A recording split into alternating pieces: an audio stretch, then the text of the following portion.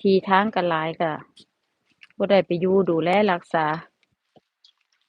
มาแล้วก็มาเลยพี่น้องเอ้ยมาฮอดเมืองนอกเมืองนาก็ตอนแรกก็ว่าจิ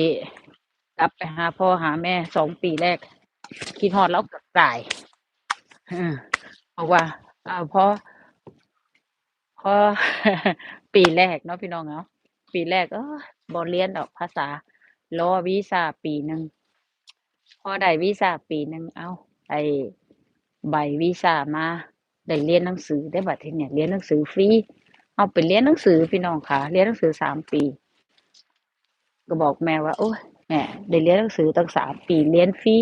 ขอเรียนหนังสือก่อนเถอะเนาะว่าจั่งซี้เอ้าบ้านเฮาถ้าเฮาบ่มีเงินเฮาก็บ่ได้เรียนหนังสือสูงๆเนาะพี่น้องเนาะแค่ป6ก็จบเละแล้วเออแค่จบป6นี่ก็เลิศแล้วค่ะเพราะว่าไอ้เฮาบ่มีตังค์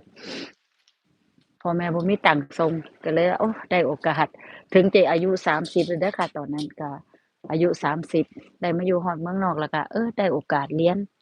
ยนอีก3 ปีพี่น้องค่ะ